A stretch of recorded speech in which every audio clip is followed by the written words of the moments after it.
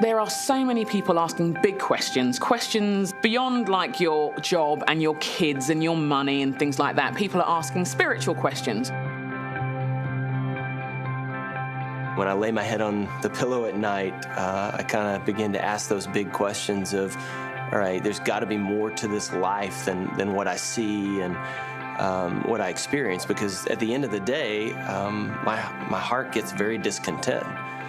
And so that just leads me to asking the questions of, okay, there's got to be more, and if there is more, then what is that more? Is this really real, you know? What if it's all in my imagination? You know, I find that people so quickly and easily write it off, but they never actually take the time to search. And, you know, I used to think the same thing. I remember sitting there, you know, hearing this stuff, and I'd think, how do they know Jesus is the Son of God? I mean, who says? And, you know, how do you know it's not just myth? I mean, there have been lots of people who claim, you know, they're gods or the Son of God.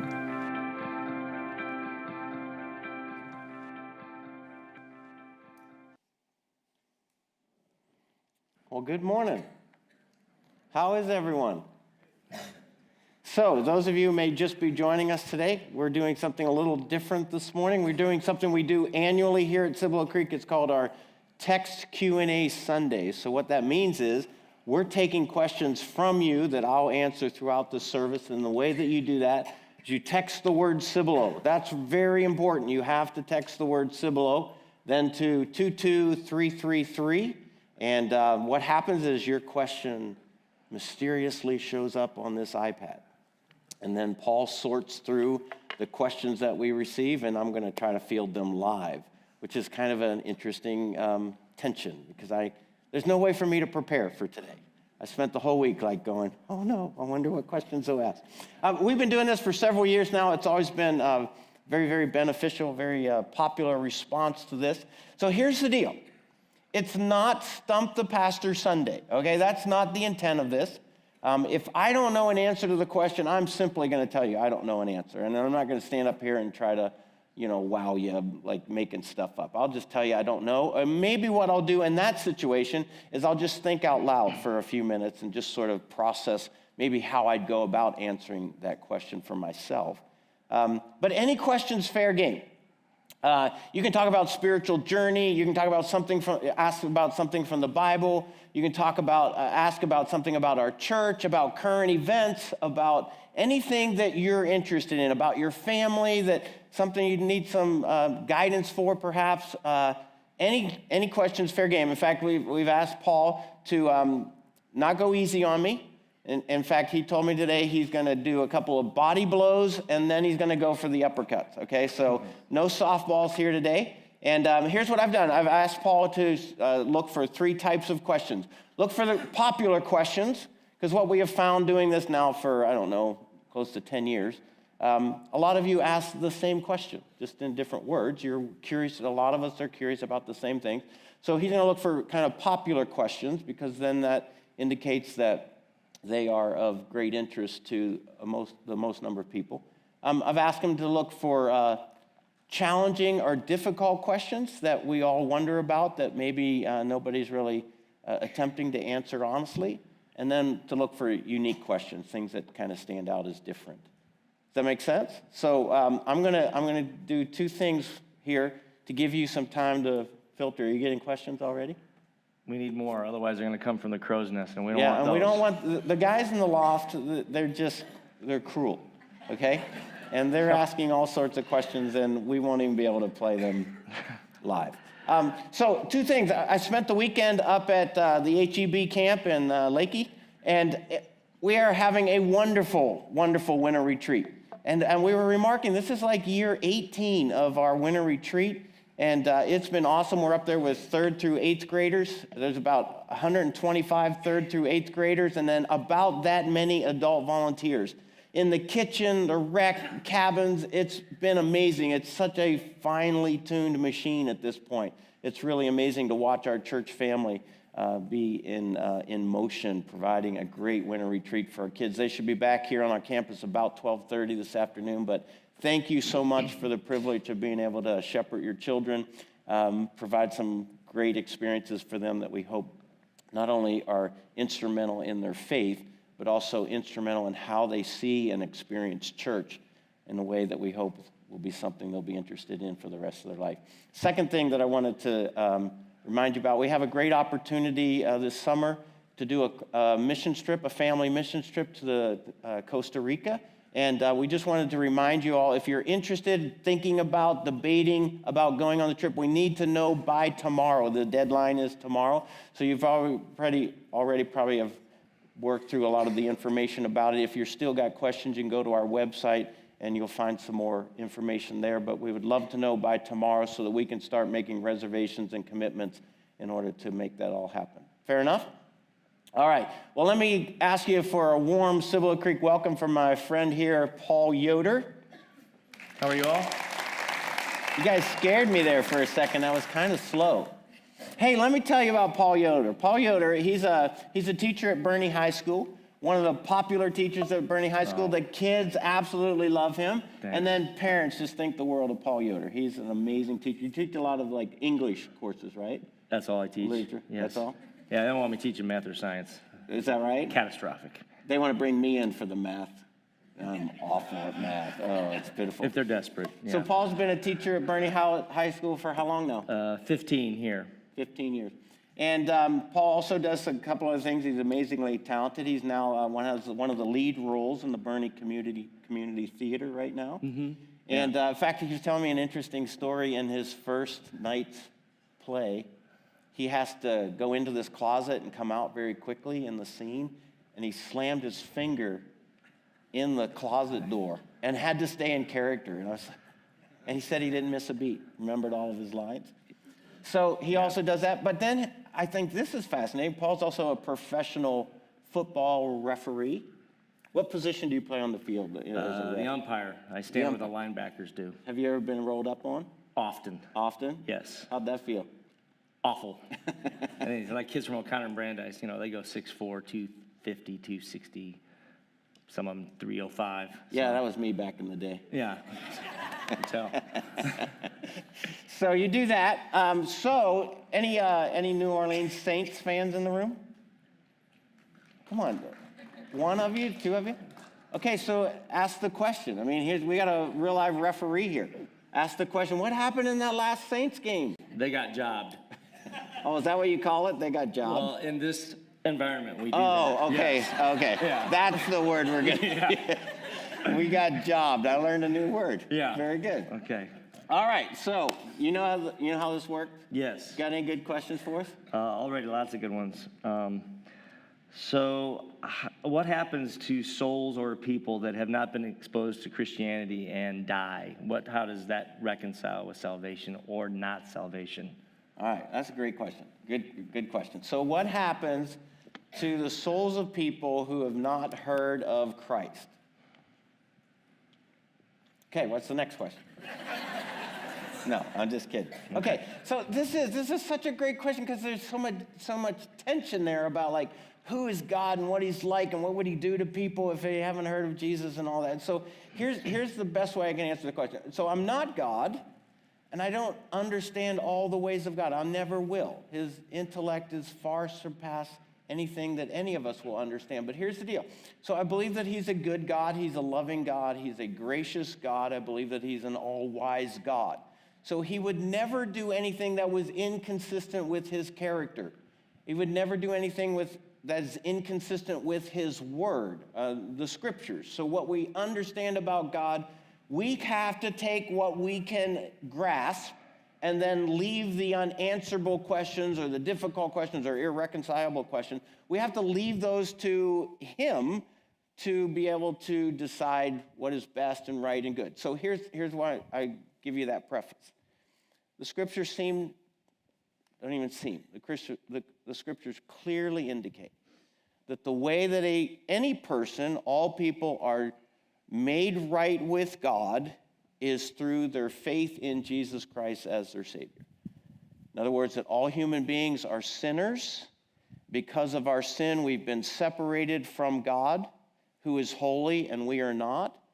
And the only way that God has recognized and established for mankind to be restored to a relationship with him is through the provision of Jesus Christ, who died on the cross and paid for that sin that separates us, then grants us mercy, grants us forgiveness, grants us grace, and the offer and the gift of salvation, which restores us to a relationship with God. So yes, on one level, okay, listen to me.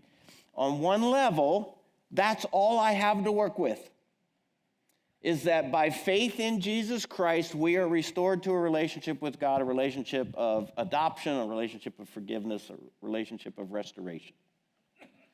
So then, as a communicator of the gospel, I am going to always invite, always make the appeal that a person come to faith in Jesus Christ.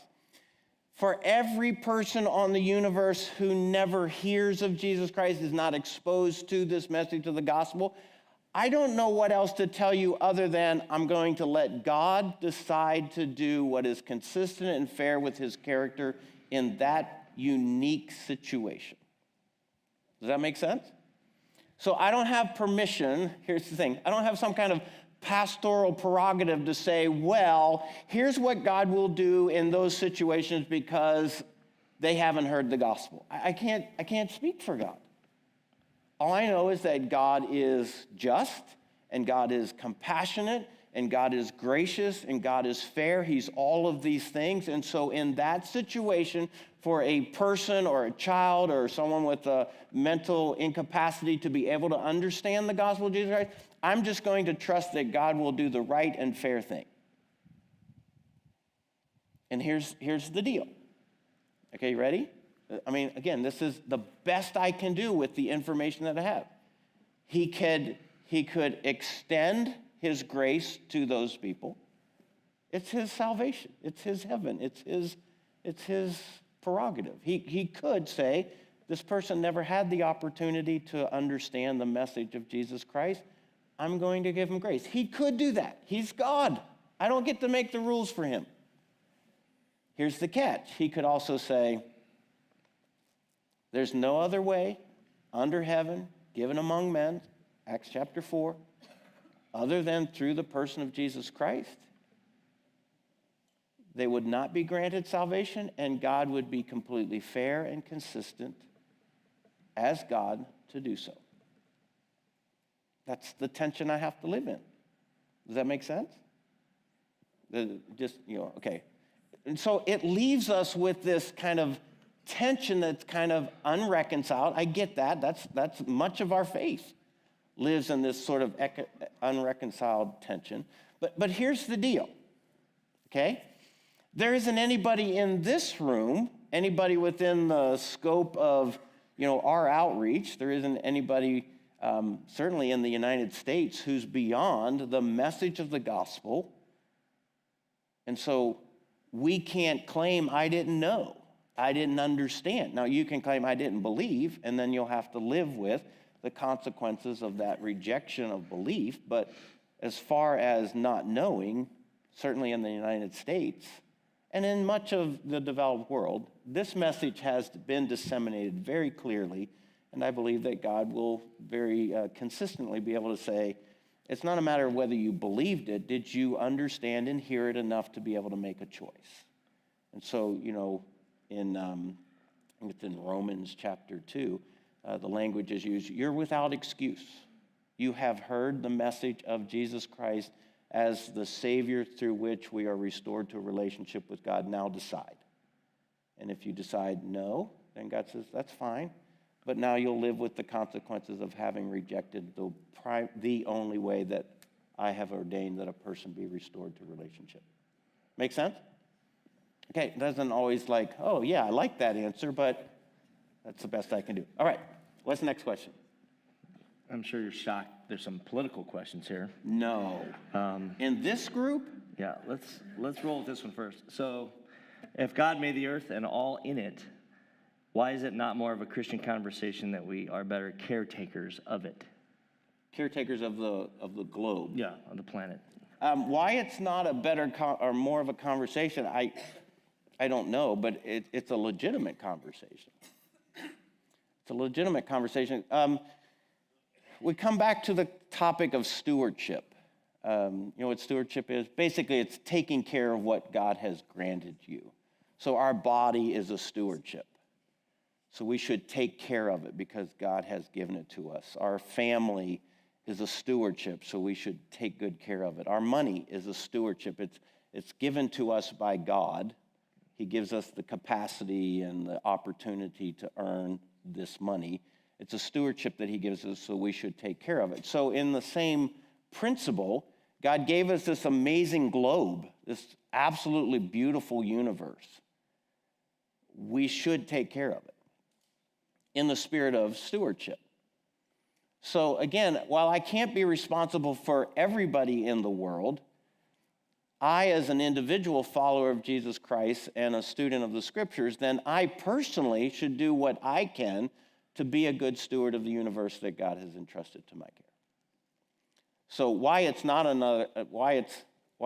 more of a conversation, I'm not trying to sound snarky. It's just because in my opinion, why we're not talking about it more is because we're selfish, self-absorbed human beings, and we sort of use up stuff for our own comfort and convenience rather than for a greater good or higher purpose or a more responsible, mature sort of stewardship. And so we end up using a lot of stuff for ourselves at the neglect of what may be better for everybody. Gandhi made this great quote that I have it on my desk in a little frame. It says, live simply so that others may simply live. Isn't that profound? Love that. That all of us, we could do a bit of an adjustment on our lifestyles if we had the depth of compassion for people who were less fortunate that we could share with. So why it's not more of a conversation, I would say because it's not convenient to the sort of self-absorbed lifestyles that we all tend to be committed to. So you ready for the question already? Oh, is there the question? Well, you were going through your notes about this one. Your pregame over there, I know that you were ready for this. Pregame. Yeah. Okay, go ahead and ask it. Is this a body blow or an uppercut? No, this went right for the head, because this guy knows he's not going to last with you, so, right? Okay. One question concerned about the Bible. I sincerely believe that some people are born with a homosexual tendency, while others make it a choice. What is the correct Christian response, or more accurately, what might be the Cibolo Creek response to that? Great question. And it's coming up, so let's go. Okay, so I like the language of that. What is the Christian response and what is Cibolo's response? Well, my hope would be that Cibolo's response is the Christian response. That's pretty important to me. And the Christian response ought to be the biblical response. That makes sense? So I'm hoping that Cibolo's response is a biblical response. And I'm so glad you asked the question the way that you did, because the biblical response is really critical. And here's why I say that.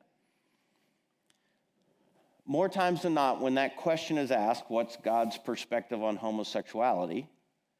Some people want to make the biblical response the 4 or 5 verses that clearly state some sort of divine declaration about homosexuality and what God thinks of it. Sometimes they're referred to as the clobber verses. You know, there's a couple of verses in Leviticus 18, a couple of verses in Leviticus 20, where God very clearly states what his perspective on homosexual sexual relationship is. He also mentions it in Romans chapter 1, and 1 Corinthians also has a statement. Okay?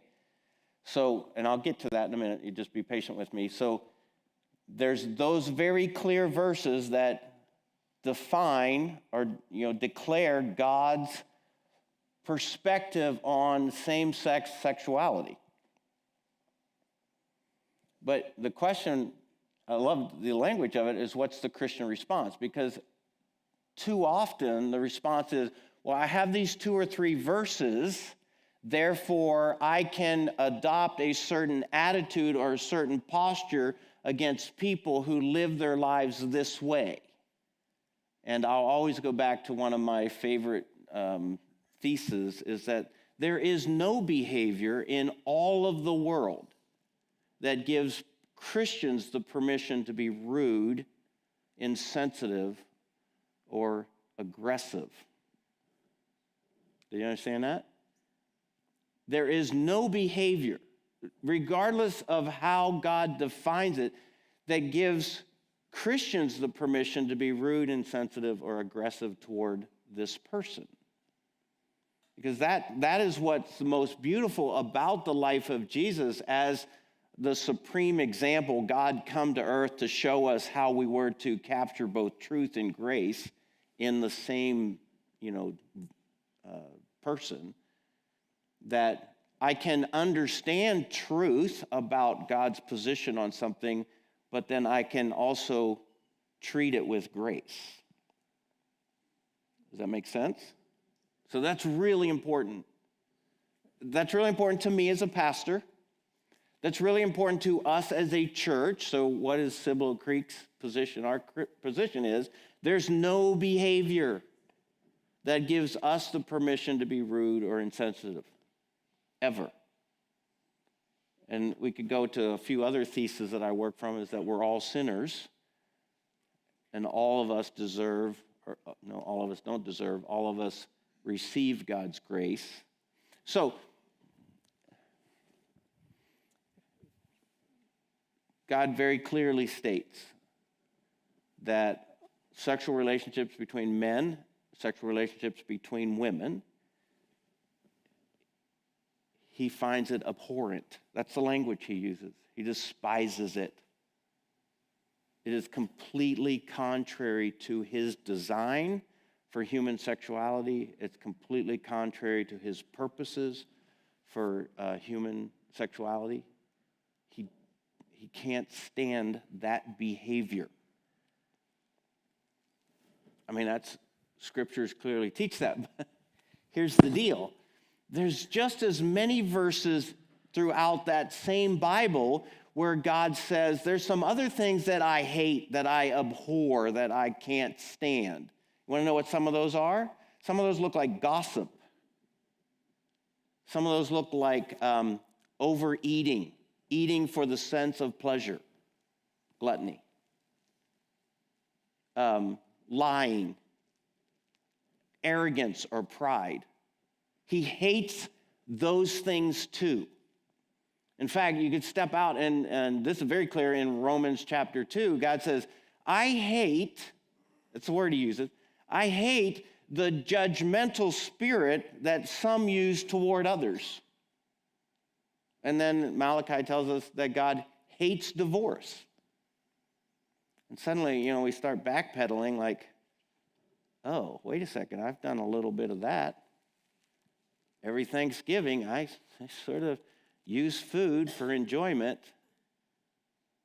Well, it's not even Thanksgiving. Just about every time I eat, I do that for enjoyment. And God says, I hate that. I hate that. The person who in their pride or their spiritual arrogance says, homosexuality, that is like the grossest, worst sin of the world. And I'm going, seriously? That's the worst? Let's talk about abortion. Let's talk about pornography. Okay? Every bit as rampant, every bit as accepted and approved. We're talking millions and millions and millions of lives that have been brutally murdered throughout American history. And we're going to say homosexuality is the worst? No, we're not going to say it's the worst. We're just going to say it's all a part of what describes the human condition of being sinful, full of all sorts of expressions of sin. So there is no worse sin. That's how we see it. That's not how God sees it. We all have the little white lie. God's like, there's no little white lie. There's all big, gross, ugly, stinking lies. That's all of them. I don't care how innocent that lie is. It's all offensive to me. So when we start to look at the nature of sinfulness, that the corruption that characterizes all of our lives apart from the grace of Jesus Christ, then I stand before God in a long line of people who do all sorts of things that God finds offensive. And then there's me, and I'm just as offensive as that next guy. My sin is different, but not any less offensive. So just like anybody, I stand at the cross and I say, God, will you please just give me your grace? And God extends his grace. So, then the church is what? The church is a bunch of sinners whose lives are broken and a mess, who have been the recipients of God's grace toward them while they're still working through their mess. Does it make sense? You know, some of you may recall a few years ago I did a message. We were doing a series called Trending. We were looking at like things that were like in the news, and one of them was homosexuality. And I don't know if you will remember, I had 3 buckets on the stage. And one was like bad, really bad, and very bad. You know, we had these 3 categories, and we had all these little golf balls that had like these words on them, like pornography and cussing and drinking beer and smoking cigarettes and masturbation. And we had all like, and I asked you to tell me what bucket they go into. Was that bad or very bad or really bad? Remember that? Anybody? And then the whole illustration ended with the fact that all of those 3 buckets, which was funny to watch you guys decide which ball went where, they all just went in the same box at the end, because all sin falls under the same category. It's an offense to a holy God. And so the church is a community of God's grace that we say, all are welcome here. All sinners are welcome here to be on a journey of discovering what it means to live under the grace of God and conform our lives to his will. So I'm asking a homosexual in our midst to conform his life, her life, to the will of God in the same way that I'm asking somebody who's a glutton and a liar and arrogant. Let's all be on the journey of submitting ourselves to the clear teachings of Scripture, knowing that oftentimes that takes a long time for people to submit themselves to the change that the Spirit of God wants to bring about in our life. And what we're saying is, you're welcome here as long as you're on the process of change, meaning you're welcome here for as long as it takes. That's Cibolo Creek's response, which I believe is a consistent reflection of the Christian, Christ kind of response, which I certainly hope is a reflection of the biblical response, because we got this tension of truth and grace, and God asked us through his son Jesus to live lives that combine the two. Live according to truth. Live according to grace. Meld them together in how you respond with truth. And, you know, anytime we use truth to beat somebody up, we're misusing truth. Truth was designed to restore. I could go on, but I'm not, because we got other questions. Yeah, I teed that one up a little bit. I kind of had some of the language at the end about Oh, Cibolo. were you making stuff up? I'm editing. You're editing. You're doing a great job. Okay. So what's fascinating reading through is the sociological pulse of the church. Like, remember last year there was a lot about Cibolo 2020, but there's a lot of philosophical questions, which is what you were looking for more this year. So I'm going to have to synthesize this one. Okay. There's a lot of questions about how do I reach out individually to members of my own family to get them more churched, and are there ways that we can partner with Cibolo to kind of reach out to family members who are kind of going through the motions and supporting, but not energized and vibrant? Great question. Great question. So how do I engage or interest family members who are currently uninterested, and how can Cibolo Creek help? first of all, I'm going to tell you this every time. The best way to engage and interest friends, family in a relationship with Jesus Christ is to model a really healthy, vibrant relationship with Jesus Christ. Does that make sense? Like, you set an example, you create the air at which they receive that. I'll just, again, I hope you understand this. If you're obnoxious about being a Christian, if you're insensitive in your Christian faith and how you treat other people, if you're a really hypocritical model of what it means to be a follower of Christ, don't expect your friends and family to be interested, because they're really smart.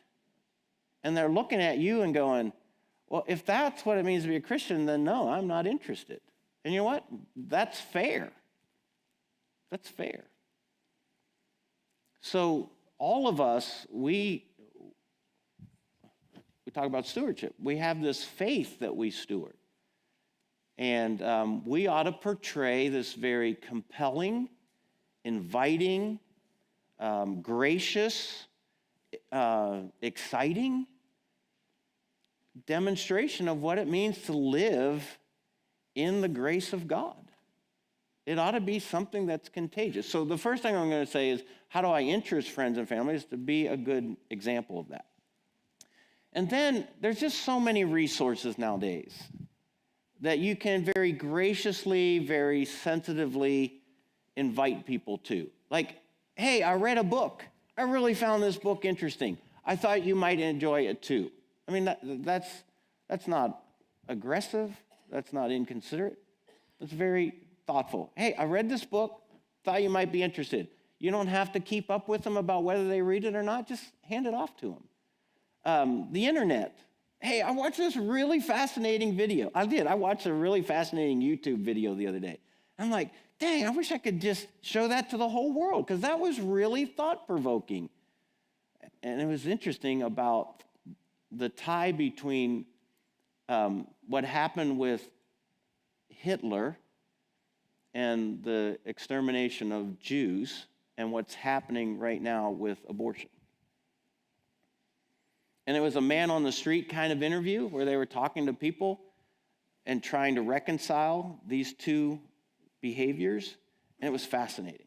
And I thought, man, so many people need to see the logic, the chilling logic that is at work in the abortion discussion and how it syncs up with what exactly happened during the Hitler chaos. So sharing videos, it's, again, hey, check this out. Now, how can we help? Well, there's two ways. One way that's becoming a great tool for a lot of people is our online services. People can come and check out these services while they're happening. Like, there's people online right now watching. We always post our services usually by Monday, and you can say, hey, I heard a great message at church. It was on family. I thought, you're raising a family? I thought this might be valuable. Just share it. Just pass it along.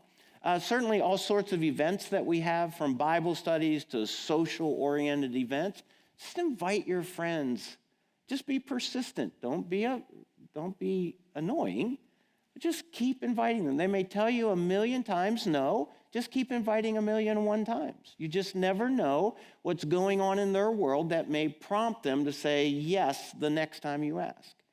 But if we're hosting something for children and you have some good friends who aren't interested in church, but they have small children, invite them to that fun event. And they meet people and they realize that we're not, biting the heads off of bats or handling snakes. And they go, okay, I kind of like that place. So, there's ways that we can partner together, and that's one of our major objectives, is to try to make our church very accessible so that you can invite your friends because you care for them without being, annoying about it. Does that make sense? Okay. So you said weird and unusual ones. I like this one. Now you've identified it as weird, and the person who asked it, how are they going to feel? Probably pretty awful. I apologize ahead of time. Okay. I'm running for office, right? I'm apologizing ahead of time. All right, let's hear this Okay. weird question, It's- and then I'll it's try to unique. soothe it over. Unique. A little Unique. I wordsmithed it a little bit, okay? Okay. All right. It's too late, though. I know. Is it wrong to believe that God created other alien intelligent life on other populated planets? That's a weird question. I'm just kidding. I appreciate you getting my back on that.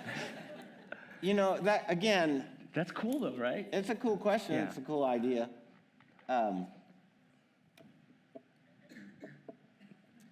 Again, like this. like you, I have a Bible. I have an understanding that that Bible is a written revelation from God that was divinely directed by how it was recorded. So I work from this premise, this assumption that God has revealed all that he wants me to know about himself. He may know other things, but he didn't bother telling me. So, is it possible? Yeah, because I believe that anything is possible when you're dealing with God. Is it possible that other life forms exist in other spheres of the universe? Yeah, I guess it's possible. I just don't know.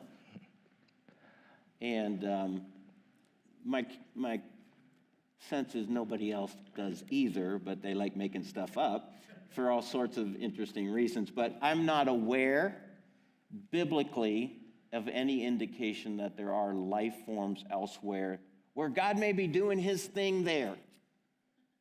Because here's what I do know. If there's another universe with another globe, with another population, God's there. He's doing something there because God never creates something that he doesn't have purpose for. And whether God ever intends, if it does exist, if God ever intends for us to meet, again, I don't know. And I would just be making stuff up to lead you to believe that there's a verse in Revelation that suggests there is, it doesn't, at least not that I'm aware of. You could probably find another preacher or pastor who would interpret scripture differently and would like you to believe that, yes, he knows for sure, but preachers make stuff up. Not you, of course. I'll probably have at some point. Okay. So I'm looking at the time we have left. Do you want? Yes, we still got about 10 more minutes. I know one of them's going to take a while. So you want Oh. to hit that first, or you want to hit it last? I don't know. I don't even know what the question is. Okay, we talked about it the other day. We'll get to it. Okay. So we haven't had one about the church. So one that kind of encapsulates all these is, what is the update on Cibolo 2020? What's the update on that? Okay, so Cibolo 2020 is just a name that we gave to like a campaign of, for those of you who don't know, we own a piece of property just 1 mile down the road from here. So if you head out Ralph Fair Road, it's on your right. There's a sign. It's 37 acres that represents a future campus for us. 37 acres that are completely paid off. We are a completely debt-free church. We own this property, we own that property by the gracious generosity of a wonderful congregation, okay? So we got 37 acres. In our mind, it represents our future, if there ever should come the opportunity that we need it, right? The term Vision 2020 was that a few years ago, we started thinking like, when will that happen and how will that happen? What would be the catalyst for that to happen? And so we just put a name to it. And we kind of said, maybe by the year 2020, we might be in a position to start a transition to our new campus. But here was our promise to this church. This is my promise to you. We're never going to go build new digs just to have new digs. We're never going to take on that financial challenge, the debt that it would create, unless you want to be just incredibly generous and pay for it all up front. We're not going to do that just to have cool new stuff, because that's ridiculous. The only reason why we'd make the move to that campus and that additional space and take on that financial burden would be because something was happening on this campus that was so vivid and so energetic and so demanding that we couldn't fit anybody every Sunday. And we were busting out at the seams in our children and student ministry areas that we just needed more space. And you're looking around, well, that's not happening. Keep in mind there's 200 people who aren't here today because they're having a great time at camp. But here's the deal. No, it's not happening at the rate that would merit us making a move in the next year.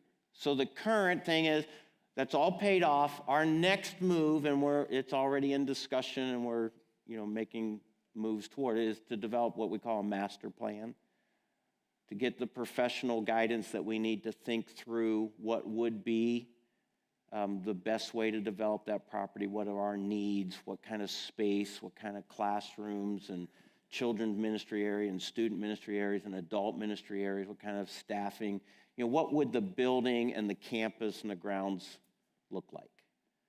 There's a tremendous heart amongst those, the teams of people who are making that decision or like thinking through that decision about how do we engage our community in that property? Like how do we develop it in such a way that our community gets access to it and can make use of it so that we can become this bridge that's a very familiar place for our community. And I'm not talking just Fair Oaks, but Bernie and Leon Springs. Like, what do we do to let our community feel like that's a place for them?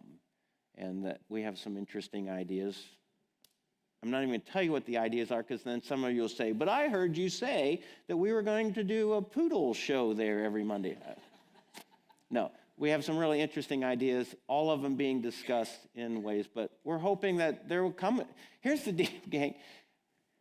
The hope is that someday our church is doing the kind of work that impacts thousands more people that we just can't use this campus any longer, and we have to go there. But we're not going to do that just to have new stuff. Make sense? And then we get and this is part of Vision 2020. Then what do we do with this property? It's all paid for. We could use it. This room right here was designed to be a gymnasium, so it could become a community center. It could become a daycare center, all kinds of things, or we could sell it to somebody. So these are all the $1 million, I didn't mean that the way, just big, huge questions that will have millions of dollars attached to them, but we're just not going to do that for the thrill of a new building. I'd say, does that help? But I don't know who asked the question. To whoever asked that question, I hope that helped. A lot of it's like, where is the church going? So that was good. Okay. How are we doing? We got 10 minutes or 11. Okay, let's go with this one. So there's a lot of political vitriol out there, and of course, Really? yeah, I'm completely unaware. our congregation is very intelligent and has reflected that. It's like, how do you reconcile being a good, loving, unconditionally loving Christian, and yet want to put barriers or walls up against people looking for a better life? How do we reconcile that as Christians in the current political dialogue? That's the one I was talking about. That's the one. Yeah. Go.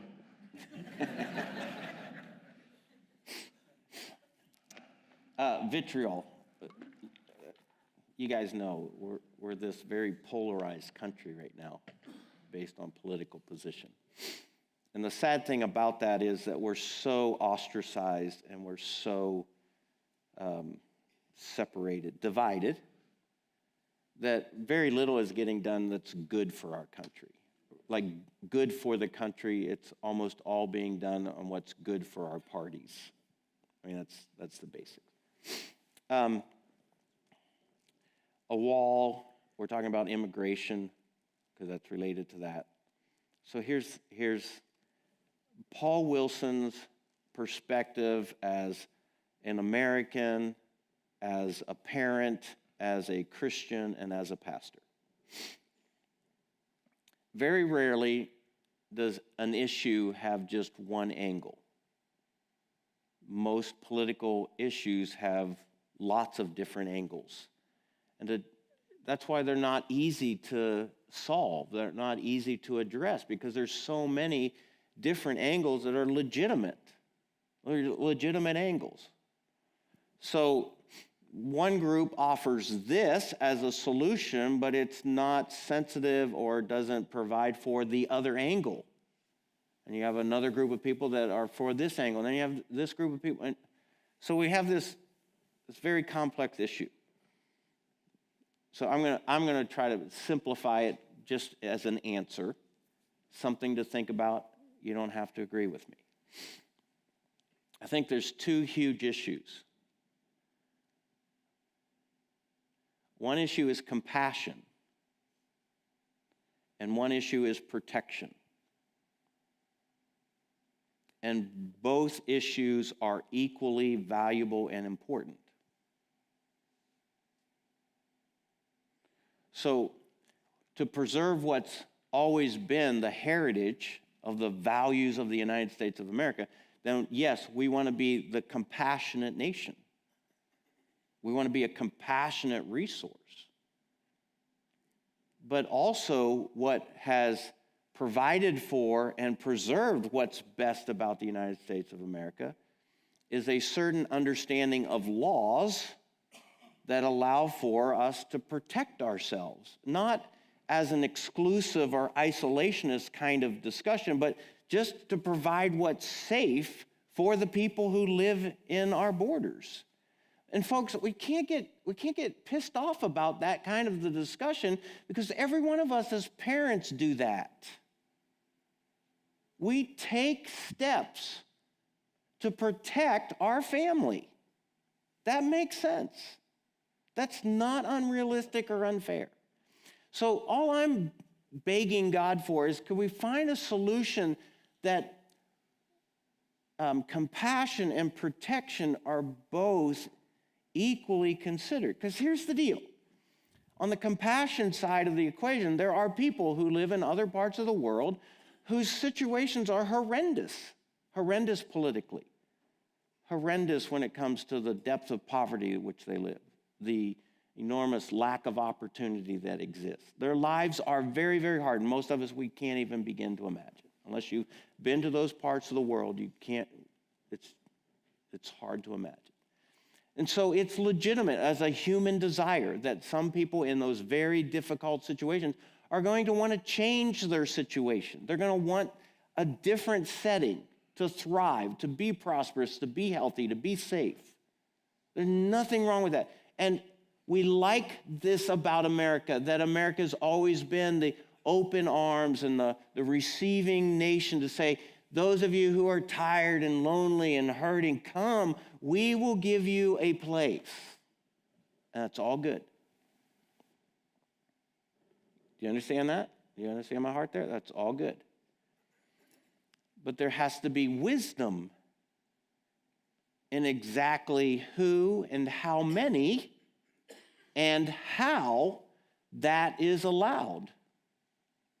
That's just good common sense. So an immigration procedure and a process that allows for us to provide for the protection of the good of our country is wise.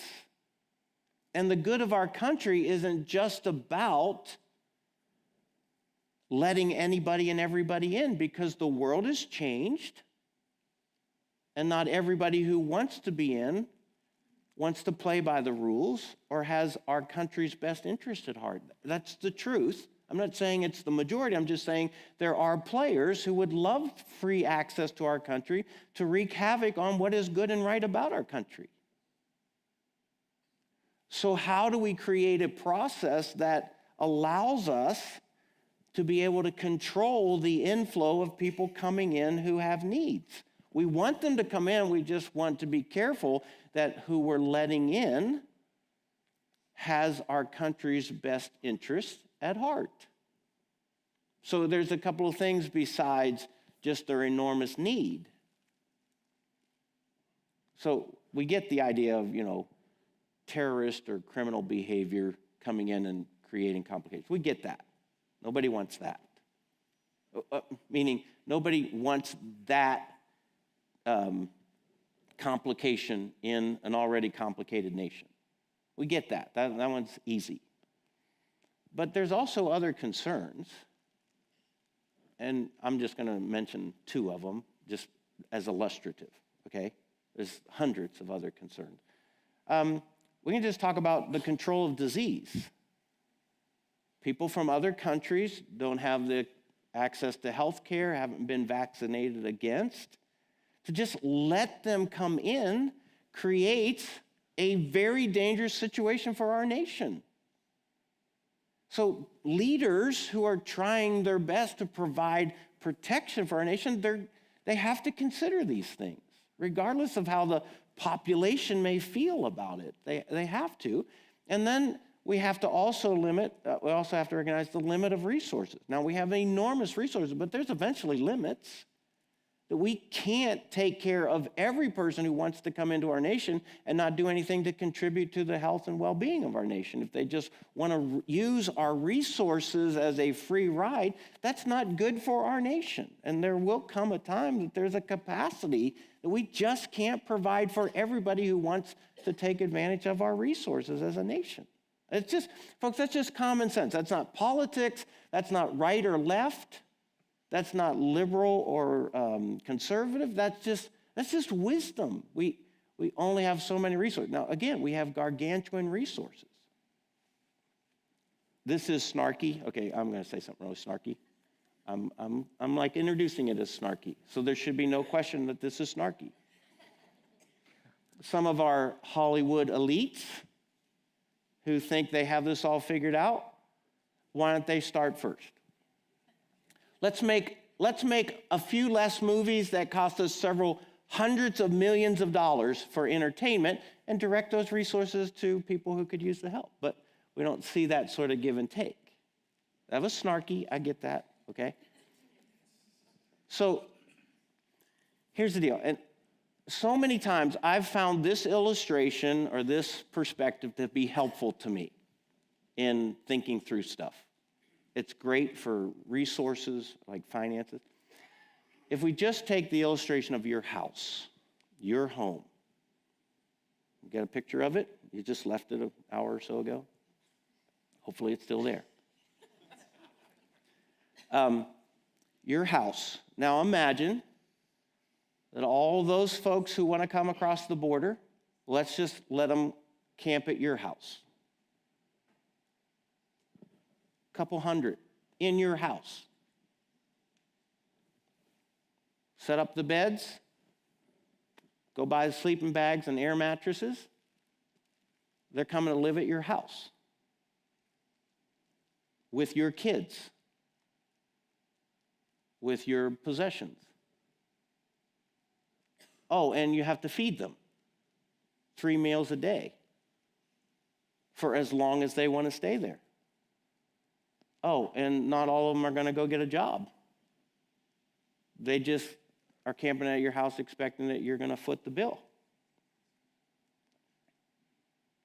Okay, so suddenly now we go, oh, well, that just got real. Because I don't think I'd be for that. Now, some of us, we'd like, oh, yeah, I would. You would not if it got past 3 or 4. I mean, quit posing. I mean, like, seriously, it ticks me off. I'm talking like a couple hundred at your house, living in your house, running up your electric bill and your plumbing and sleeping in your space, living off of you and your means. You go, well, Paul, that's not the situation. It is the situation for some. So I think a nation is wise to try to balance compassion and protection. And I think, in spite of all the vitriolic partisanship, that's what both voices are asking for. You say, oh, I see what he did. He never mentioned the wall. Yes, I did mention the wall. Because I'm about compassion and protection. And if it's demonstrative or demonstrable that a wall helps with the protection of how people honor the laws, then I'm all for a wall. But here's the thing that ticks me off is people coming through a place that's not designed for their entry into our country and moving ahead of the line of people who have, by law, made an approach to become a part of our country according to our laws, who are waiting for their immigration status to be changed. People jumping in line, folks, we learned that in kindergarten. That's wrong. We did. No jumping in line. That's unfair. So, I mean, we just need to grow up about that. So if a wall or drones or increased border security or lasers, I mean, whatever, if that would help curb a tide of people coming in from our southern border to just come in the right way, play by the rules, go through the process, I'm all for that. I am. And we continue to watch evidence, and I know what some of you are thinking. I know what one person's thinking right now because they're really pissed off at me because they hold a very different opinion. I get that. But here's the deal. There are stretches of our nation's border that people with ill intent toward our country are taking advantage of. That is fact. That's not politics. And so, to be a wise country, we ought to take measures to try to stem that tide. That's okay.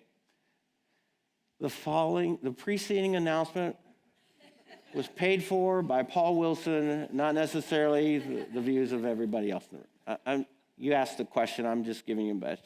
Because here's the thing, and I love to watch Republicans use the Bible, and I really love to watch Democrats use the Bible. Or should I say, I love to watch the Republicans misuse the Bible and Democrats abuse or misuse the Bible. I love that. That's always fun to watch. We keep, it's funny, the Republicans will use Jesus at the right time, and the Democrats will use Jesus at the right time.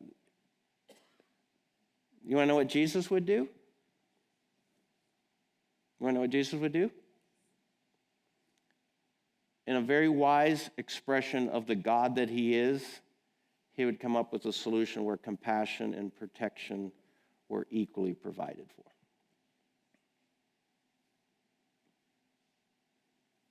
And you can't tell me he wouldn't build a wall if Jesus in his wisdom thought that compassion with protection would be best served that way. All right, we're done. Time's up. Are these going online later? Yes, they'll be online. There's a question I asked second service, so I would hope maybe they revisit the second service taping. It's about God's love and in the context of personal challenges and situations that we didn't get to, but it's really important. Okay, here's the good news. We take all these questions. We'll get different questions in the second service. We actually have a sermon series planned for later this year. We're going to take some of the top 4 or 5 questions that were just really juicy, and we're going to do a message series on them. Okay? So some of these great ones we'll revisit a little bit later in the year. Hey, guys, thanks so much for your attention. Please know the heart of this is not about Cibolo taking a political position. We're really looking for something that's a biblical representative of some of the real-life tensions that we live in here in the United States. Let me ask you to stand together. Let me pray for you. Thanks again for participating, and hope to see you back next Sunday. We'll start a new series of messages. Father and God, thank you for your amazing grace, your outrageous love, all captured in the person of your Son, Jesus Christ, and granted to us by the witness of the Scriptures that provides us a perspective. Not a Republican perspective and not a Democratic perspective, but a godly perspective that we as Christians ought to strive to pursue. God, may you create here at Cibolo a loving community of people who embody your grace toward all. I pray and ask this in Christ's name. Amen. All right, gang. See you next week.